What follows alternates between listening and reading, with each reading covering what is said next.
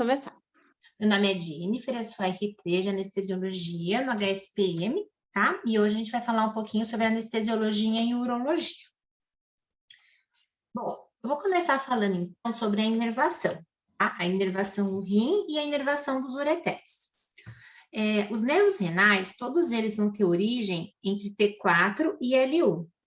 Os rins, eles recebem inervação exclusivamente simpática, vindo através do plexo celíaco e do plexo renal. Já os ureteres, eles têm inervação dupla. A inervação sensitiva, ele caminha junto com a origem embriológica. Então, os 2/3 superiores dos ureteres vão ter inervação simpática, que vem de T4 a L1. E o 1/3 inferior vai ter inervação parasimpática, vindo de S2 e S4. A única exceção para o rim é que a inervação parasimpática dele vai vir do nervo vago, mas ela é predominantemente simpática. A inervação da bexiga, né? A bexiga, ela tem inervação simpática e parasimpática. A inervação simpática, ela vai ter como função relaxar o detrusor, contrair o esfíncter e fazer retenção urinária. E essa inervação simpática, ela vai vir de T12 até L2. Já a inervação parasimpática, ela tem como função contrair o detrusor, relaxar o esfíncter e fazer a liberação urinária. E ela vai vir de S2 a S4. Em relação à próstata e ao pênis, a gente vai ter apenas a inervação feita por ramos parasimpáticos sacrais. Essa tabelinha, ela fala para a gente um pouquinho sobre as projeções espinhais da dor, tá? Então, a gente vai ver aqui logo na primeira linha, né? Que a inervação simpática, né? A inervação do rim, como eu falei anteriormente, né? Vem de T8 a L1. A parasimpática, ela é só do nervo vago e a dor é projetada de T4 a L1, né? E aqui nessa parte aqui é tudo que eu falei nos slides anteriores.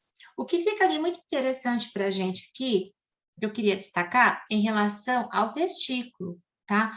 A inervação do testículo, ela vem de T4 a L2. E a dor dele é projetada de T4 a L1. O que isso quer dizer? Às vezes a gente vai ter algum paciente que vai fazer uma orquiectomia, por exemplo, e a gente pensa assim, eu vou fazer uma RAC e vou deixar esse paciente sentado para fazer uma RAC em cela. E aí, durante a cirurgia, o paciente se queixa de dor. E aí a pessoa pensa assim, ah, não, tá lá no testículo, é baixinho, a dor é coisa da cabeça dele, ele tá assustado com a cirurgia, e não é, tá? Para fazer a cirurgia no testículo, a gente tem que conseguir um nível, pelo menos, de inervação em T10, tá? Bom, eu vou falar agora um pouquinho sobre os principais tipos de cirurgias, né, na urologia para quais a gente faz anestesia. Então, eu vou começar falando sobre a ressecção transuretral de próstata. O que é ressecção transuretral de próstata? Bom, entra pela ureta com ressectoscópio, que é esse aparelhinho aqui, tá? E esse aparelhinho, ele vai cavar um túnel por dentro da próstata para desobstruir o caminho, tá? O ressectoscópio, ele enche a bexiga, vai deixar a bexiga bem cheia de água, visando dilatar a uretra. E aí, depois, tem uma drenagem da água, né? Desse líquido que foi jogado lá dentro da bexiga, que vai trazer junto com ele os fragmentos de próstata, tá? Que é o que a gente vê nessa figurinha aqui, ó, o ressectoscópio e a aspiração dos fragmentos da próstata, tá? Foi o que eu falei, né? E aí, qual que é o grande problema da ressecção transuretral de próstata? É a solução de irrigação, tá? Ela que é responsável por grande parte das complicações. Quando a gente pensa em solução de irrigação, a gente pensa na solução ideal. Como que seria essa solução ideal?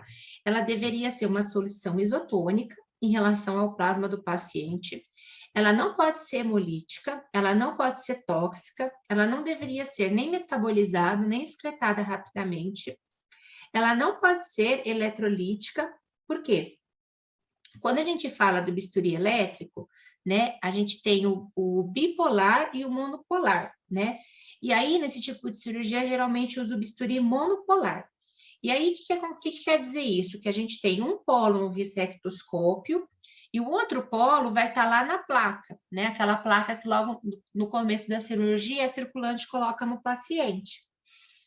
E então, a solução que está irrigando a próstata, que está irrigando a bexiga, desculpa, ela não pode ser condutora de eletricidade, porque senão a gente vai ficar conduzindo a eletricidade desse bisturi monopolar até o local onde está a placa, tá?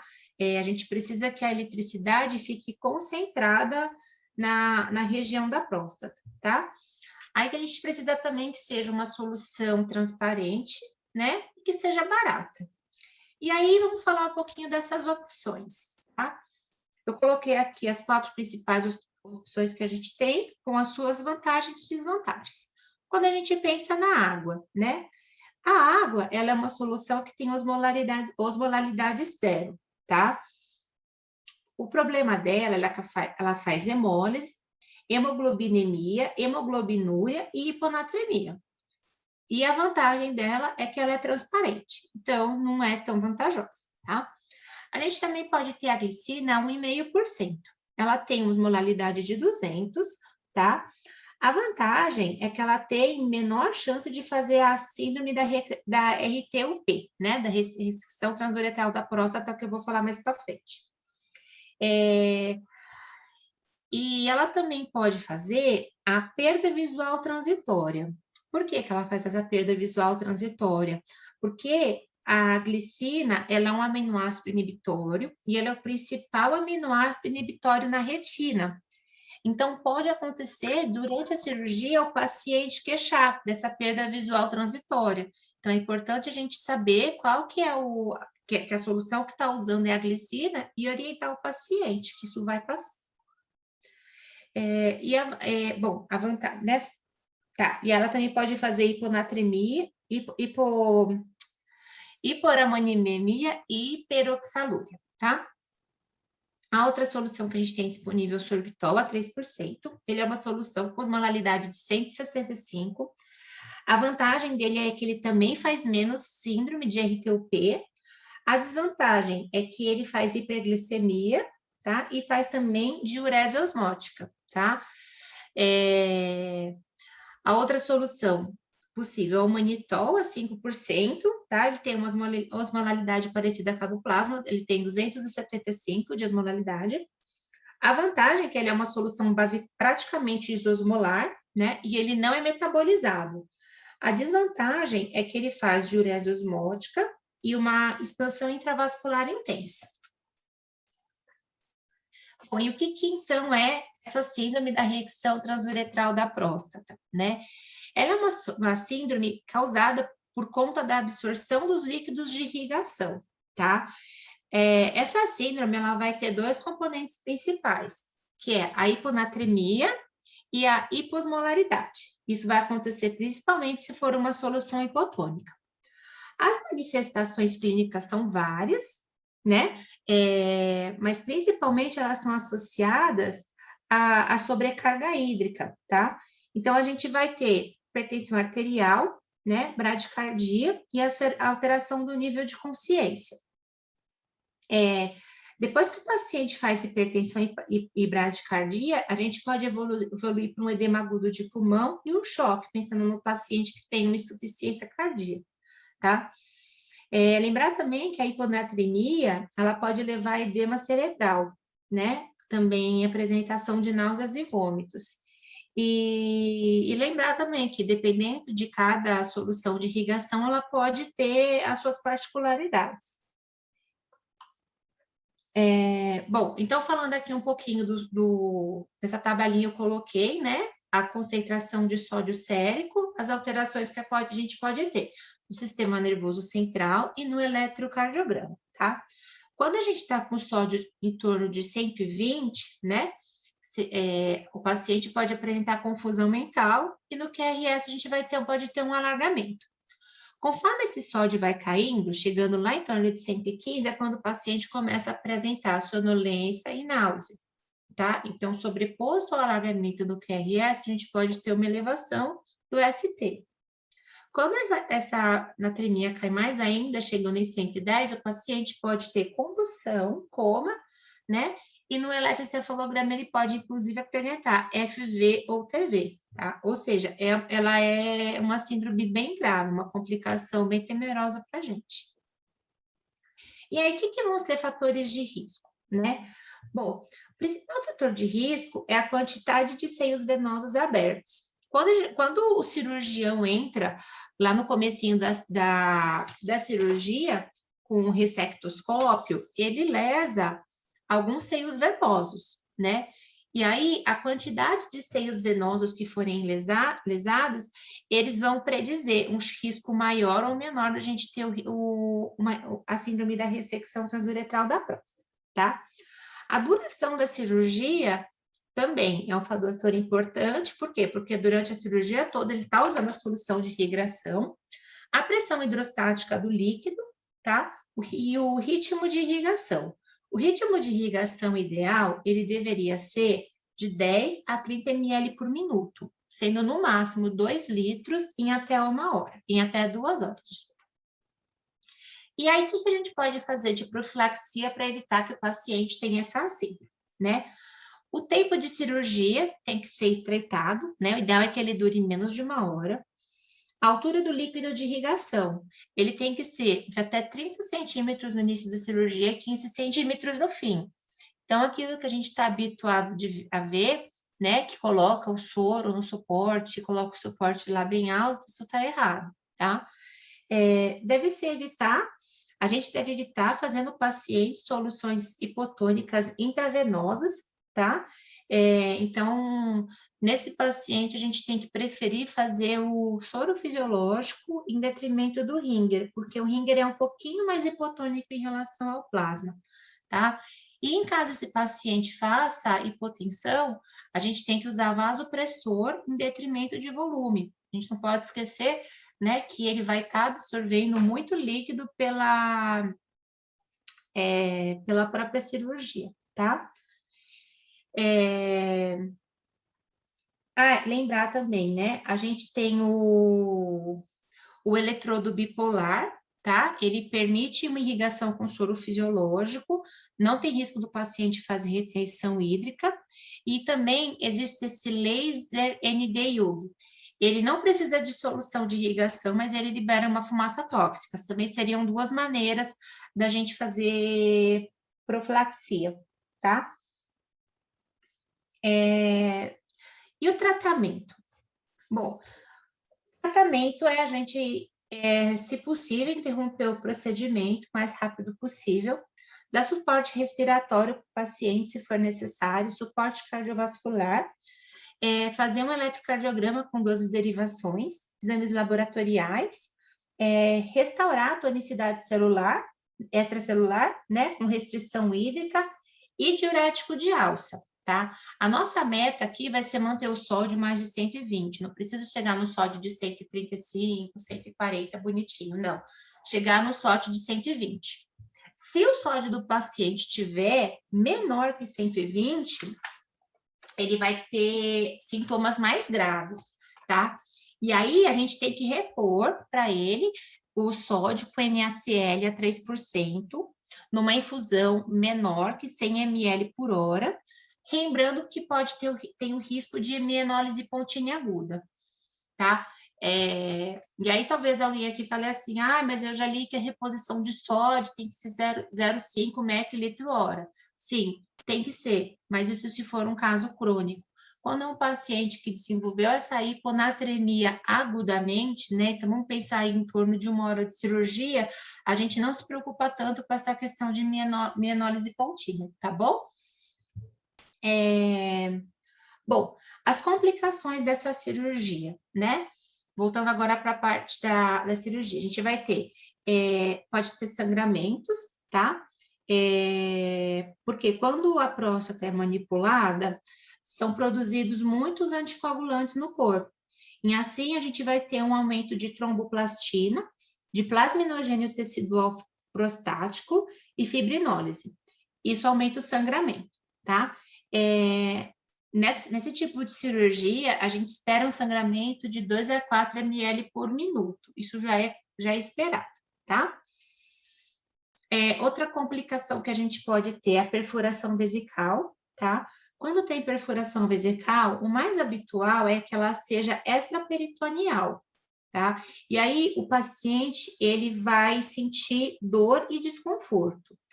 Quando é intraperitoneal, o paciente vai ter dor referida no ombro e sinais de peritonite, tá? Em relação ao posicionamento, a gente pode também ter complicações. O paciente nessa cirurgia, ele fica em posição ginecológica, tá? O ideal seria que ele ficasse com os pés apoiados em botas, mas nem sempre isso é possível. No nosso hospital mesmo, a gente não tem essa possibilidade, tá? E aí, quando o paciente fica em perneira, principalmente quando ele fica em posição litotômica forçada, ele pode fazer lesão de nervo, pode lesionar o nervo fibular comum, o nervo ciático ou até mesmo o nervo femoral, tá? E lembrar também que o posicionamento em Trendelenburg aumenta o retorno venoso e pode descompensar o paciente que tem insuficiência cardíaca, né? E também pode ter hipacteremia, né? Seria uma complicação cirúrgica, e hipotermia, porque a solução de irrigação, ela não é usada aquecida, né? Então, vai fazer o paciente perder temperatura e ele pode apresentar hipotermia. Bom, quando a gente pensa, então, em que anestesia fazer nesse paciente?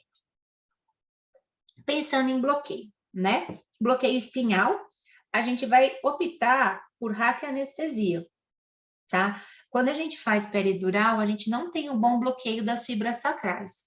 Então, o ideal para esse tipo de cirurgia é a RAC, tá? Ela é eficiente, ela proporciona relaxamento pélvico e a consciência intraoperatória, tá? Como a gente falou agora há pouco sobre a questão da hiponatremia, o ideal desse paciente é que ele não seja sedado, ou seja sedado de uma forma muito leve, para a gente poder perceber essas alterações de forma mais rápida, tá? O bloqueio sensitivo, ele tem que ser no nível de T10. Porque se a gente tiver uma perfuração vesical extraperitoneal, o paciente vai sentir, tá? Mesmo ele estando com a RAC, a gente tendo um bloqueio em T10, ele não consegue mascarar a perfuração extraperitoneal. A distensão vesical, né, que ela ocorre por conta da solução de irrigação, ela é sentida por pelo parasimpático, né, ou seja, pela região sacral. Então, a raquianestesia consegue bloquear essa sensação. Com RAC, a gente tem menos risco de TEP e TVP, né, menos sangramento, menos chance de intoxicação, menos chance de perfuração da bexiga e maior analgesia no pós-operatório. Quando a gente pensa em anestesia geral, a gente vai pensar em anestesia geral se for um paciente que vai necessitar de suporte ventilatório devido ao posicionamento, tá? Pode ser que o paciente não tolere a respiração na posição de litotômica com Trendelenburg, tá? Se qualquer paciente que necessite de suporte hemodinâmico ou que apresente contraindicação de bloqueio. Alguém tem alguma dúvida? Legal, então vou passar para a segunda parte. Vamos falar agora um pouquinho sobre litotripsia extracorpórea, tá? Apelidada também de LEP. Como é que ela funciona? É um ultrassom, fratura os cálculos no sistema urinário, tá? E é uma cirurgia, né? É um procedimento pouco doloroso, tá? Então, a gente vai usar, nesse caso, uma sedação ou analgesia leve, tá? O que é contraindicação para litotripsia? Que é contraindicação absoluta, paciente com coagulopatia ou gestação, tá? E contraindicação relativa, paciente que tem aneurisma renal ou aneurisma aórtico calcificado, infecção de trato urinário, obstrução urinária, marca-passo, desfibrilador e pacientes obesos mórbidos. No caso de obesos mórbidos, porque a onda de choque não consegue chegar até eles, até a região por conta do tecido adiposo, tá? Se o paciente usar marca-passo, a gente tem que pedir para a empresa vir fazer reprogramação, tá? E aí, precisa mudar o marca-passo. Ele deixa de ser um marca-passo de demanda e passa para ser assíncrono, tá? Toda vez que mexe no marca-passo, a gente tem que, né, ter disponível um marca-passo temporário e o ideal é que as ondas de choque sejam posicionadas longe do marca-passo, tá? E em caso de paciente que usa o desfibrilador interno, ele tem que ser desativado durante a litripsia, né? E tem que ter um desfibrilador disponível em sala, tá? O que é complicação? Arritmias, né? Eu li que antigamente parece que se fazia esse procedimento em banheira, e aí 80% dos casos descritos em arritmia era desse procedimento realizado em banheiro, mas eu não entendi muito essa parte. Se alguém do doutor Fernando, a doutora Natália, a doutora Amanda tiver alguma experiência com isso, a gente tem que também evitar onda de choque sobre a onda T, tá? Por quê? Porque pode fazer o fenômeno R sobre T, e esse fenômeno R sobre T pode precipitar fibrilação ventricular, né? E aí o paciente também pode ter hematura, hematoma capsular, né? Que ocorre em 5% dos casos, também pode ter edema local, podem surgir petecas na região do procedimento, lesão pulmonar, né? E a gente tem que tomar cuidado com a radiação. Tudo certinho? Vamos lá. Falando agora, então, um pouquinho sobre laparoscopia e cirurgia robótica, tá? Bom, nesse tipo de cirurgia, a gente tem que lembrar, né? Que a gente vai ter o DDH, tá? Que é o decúbito dorsal horizontal, com anestesia geral, né? E o pneumoperitônio. Tudo isso junto vai diminuir o retorno venoso, né? Porque vai fazer a compressão da veia cava. E aí que a gente pode ter um problema, né? Porque a gente tem diminuição do volume sistólico, diminuindo a pré-carga e diminui o débito cardíaco, tá? Quando a gente diminui o débito cardíaco, a gente vai ter 3 repercussões principais. Primeira, né? A diminuição do débito cardíaco. Ela vai inibir o reflexo do seio carotídeo e de baroreceptores. Com isso, diminui o volume sistólico e diminui mais ainda o débito cardíaco e a frequência cardíaca, tá? Além disso, a gente vai ter ativação de mecanorreceptores nos átrios e nos ventrículos, que vão aumentar o tônus simpático muscular e visceral. E também no átrio direito, a gente tem um aumento do peptídeo natriurético atrial, né? Que vai também demandar um aumento de renina, vasopressina e do tônus simpático renal.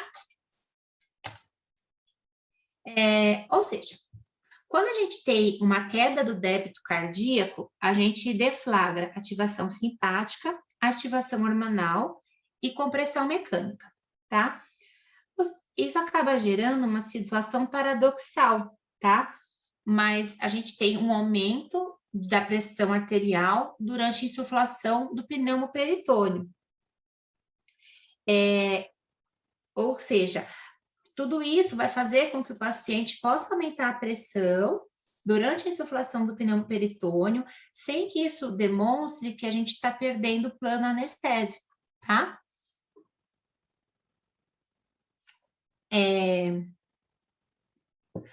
Ainda a gente vai ter como complicação a diminuição da capacidade residual funcional e da complacência pulmonar. Também tem diminuição da perfusão renal e visceral, tem estase venosa de membros inferiores, aumentando o risco de TVP, o aumento da pressão intracerebral, né? Porque como o paciente tá com pneumoperitônio, a gente vai ter dificuldade da drenagem venosa da parte superior do corpo, tá? E também tem um aumento da pressão intraocular, tá? Pelo mesmo motivo.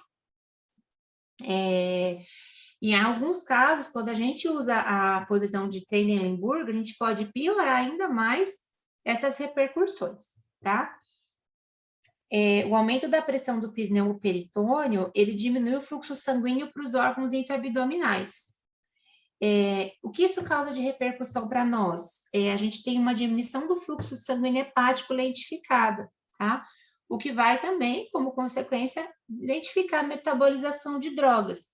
E aí esse paciente, ele pode demorar mais para acordar, tá? Outra coisa importante aqui também do paciente com pneumoperitônio é que o pneumoperitônio, ele diminui o fluxo sanguíneo, gerando um certo grau de isquemia, tá? Quando você desinsufla o pneumoperitônio, você tem como se fosse mesmo uma síndrome de reperfusão. Então, isso causa dor, tá?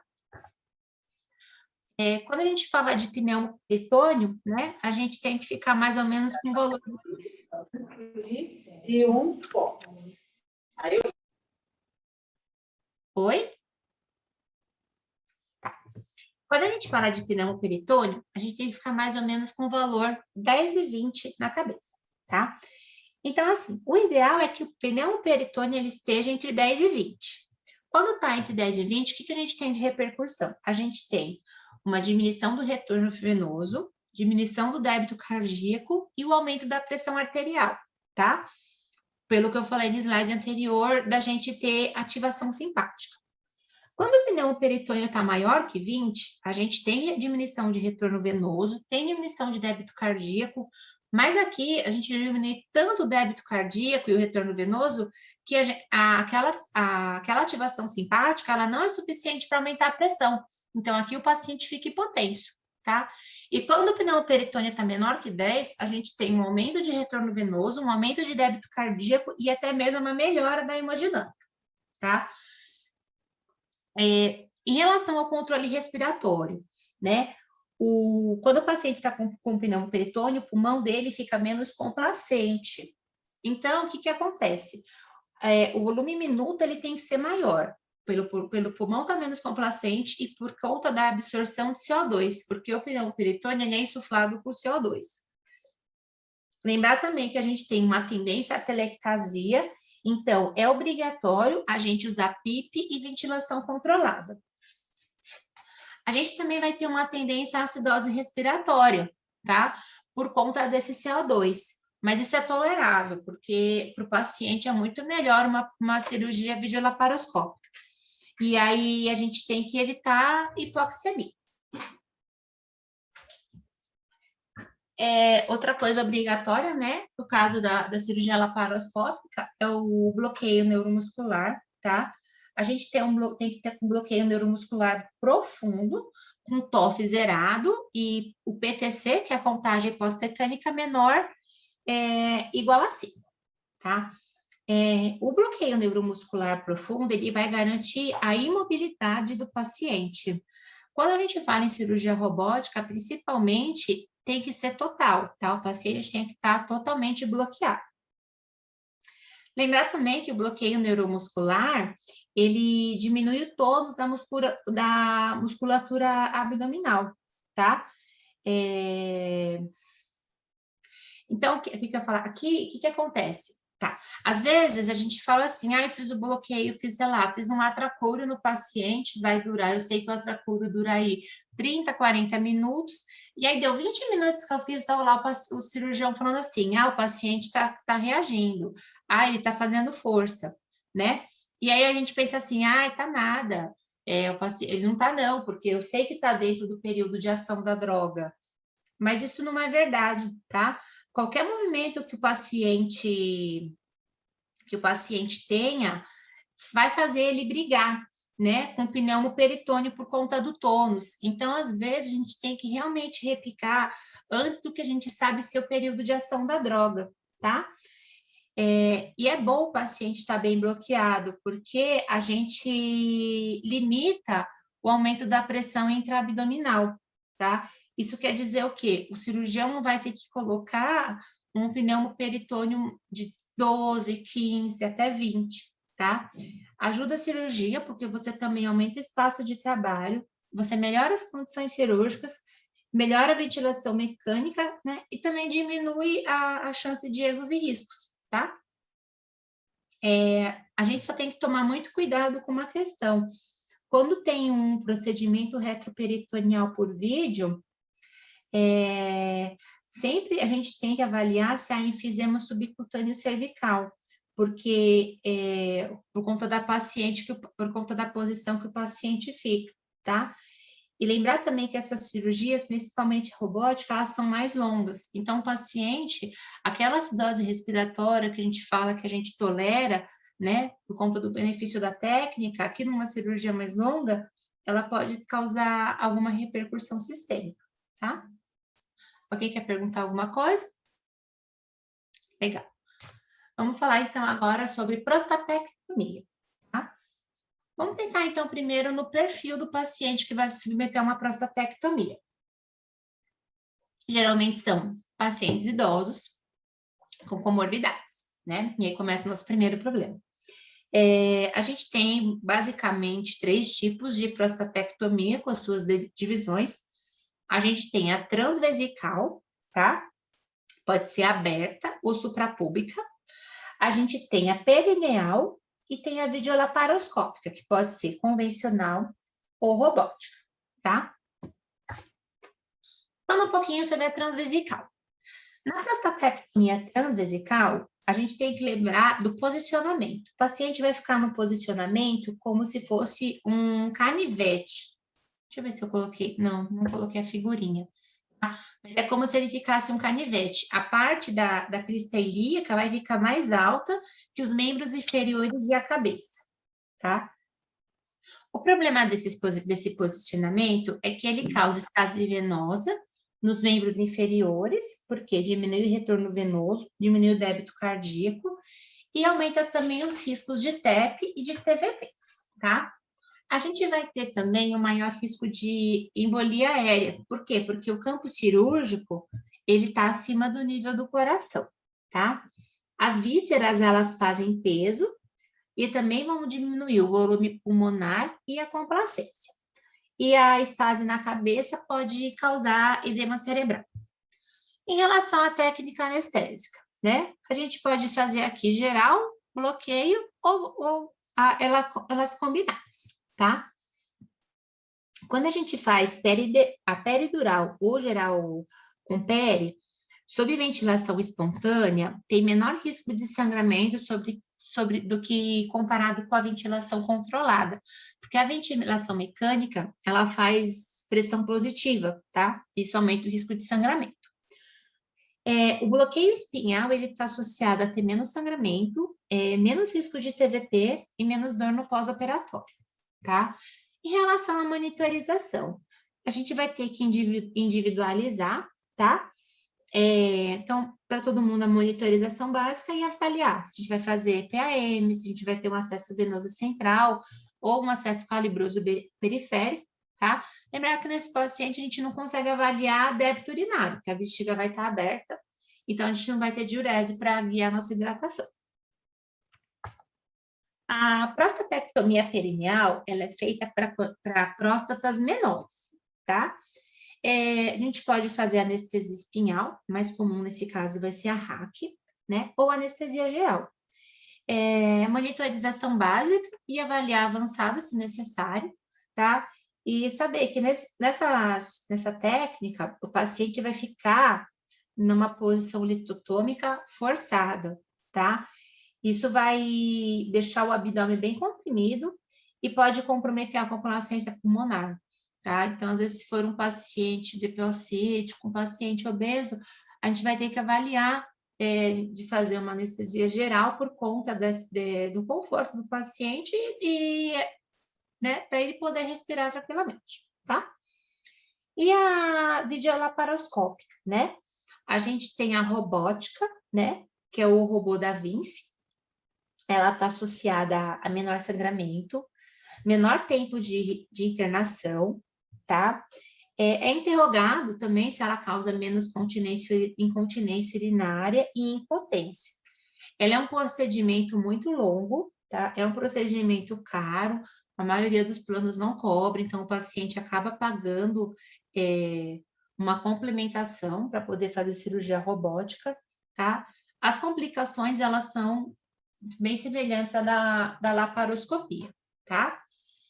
Aqui a gente vai ter que tomar mais cuidado ainda com as lesões de posicionamento por serem procedimentos mais longos, tá?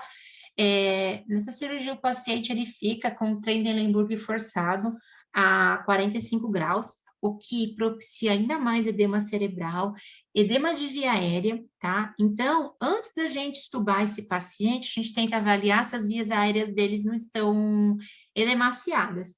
E como a gente vai fazer isso? A gente vai pegar, desinsuflar o cuff, ventila e avalia se tem vazamento. Eu espero, né, que com o cuff desinsuflado na ventilação manual, eu tenha vazamento. Se eu não tiver, provavelmente esse paciente tem um edema de via aérea e eu não vou poder fazer a extubação dele, tá? Cuidado com quedas, tá? Porque essa posição acaba deixando o paciente propício, então ele tem que estar bem fixado à mesa, tá? Lembrar que a função pulmonar dele vai estar prejudicada. A gente tem também o quê? O maior risco de rabdomiólise na cirurgia robótica por conta do tempo cirúrgico prolongado, tá? Aqui a gente tem que ter, né, que nem eu falei na videolaparoscopia, mas aqui a gente tem que estar mais atento ainda ao bloqueio neuromuscular profundo, tá? Tem que usar TOF em cirurgia robótica obrigatoriamente, tá? E lembrar que a gente tem uma correlação do TOF com a temperatura, tá?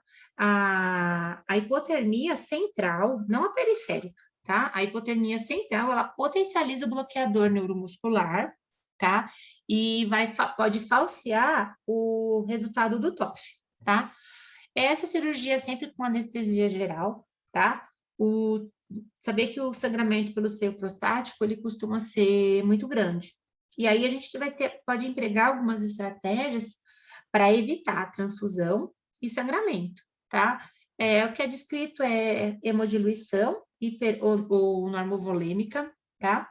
O cell saver, e lembrar aqui, né, que os bloqueios diminuem sangramento, né?